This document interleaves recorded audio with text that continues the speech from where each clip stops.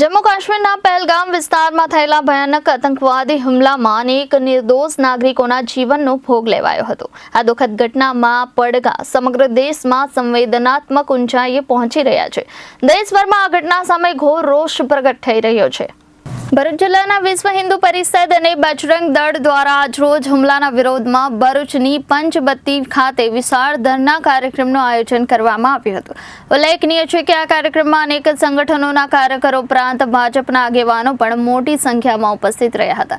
કાર્યક્રમના પ્રારંભે પહેલગામમાં શહીદ થયેલા નિર્દોષ લોકોની યાદમાં 2 મિનિટનું મૌન પાડી તેમને શ્રદ્ધાંજલિ આપવામાં આવી હતી। બાદમાં ઉપસ્થિત આગેવાનોએ આતંકવાદ સામે પોતાની નારાજગી વ્યક્ત કરતા પાકિસ્તાનની આકરા શબ્દોમાં નિંદા કરી હતી। વક્તાઓએ જણાવ્યું હતું કે દેશની અંદર આ પ્રકારના હુમલાઓ સંપૂર્ણપણે અક્ષમ્ય છે અને હવે રાષ્ટ્રભક્ત નાગરિકોએ વધુ એક સાથે આવી રાષ્ટ્ર વિરોધી તત્વો સામે મજબૂત અવાજ ઉઠાવવાની જરૂર છે। કાર્યક્રમ દરમિયાન પાકિસ્તાન મુર્દાબાદ નારાઓ પોકારતા વાતાવરણ ગુંજી ઉઠ્યું હતું।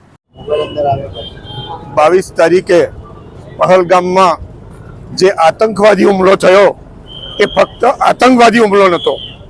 એટલા માટે આતંકવાદી હુમલો નહોતો કે ત્યાં રહેલા સહેલગાડીઓ કે જે પર્યટકો હતા એ પર્યટકોને ધર્મના નામ ઉપર અલગ કરીને ફક્ત અને ફક્ત હિન્દુ ધર્મના લોકોને જ મારવામાં આવ્યા છે।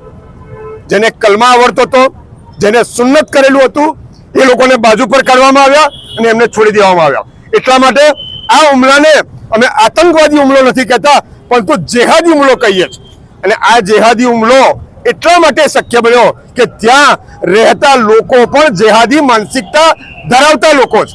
આ એટલા માટે કહેવું પડે કે છેલ્લા 1.5 વર્ષથી આ જે આતંકવાદીઓ હતા તે એમના ઘરોમાં રહેતા હતા, એમને સંતાડવામાં આવતા હતા, એમને રાખવામાં આવતા હતા। તો સરકાર ફક્ત પાકિસ્તાન ઉપર સર્જિકલ સ્ટ્રાઇક કરીને સંતોષ ન લે, સાથે સાથે જે આપણા દેશમાં પણ જેહાદી આતંકવાદની માનસિકતા ધરાવે છે, જે જેહાદી આતંકવાદીઓ રાખે છે, એવા ઉપર પણ સર્જિકલ સ્ટ્રાઇક કરે।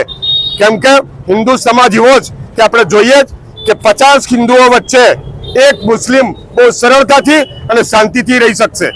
પર્યટન સ્થળ જો હિન્દુ વિસ્તારમાં આવતું હશે તો મુસ્લિમ લોકો પણ બહુ સારી રીતે આ પર્યટનમાં જઈ શકશે।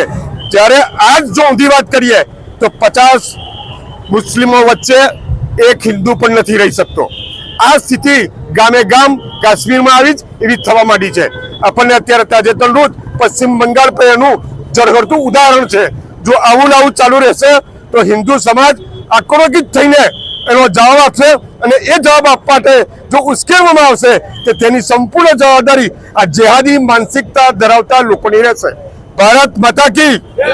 Bureau report Janadesh news Bharuch.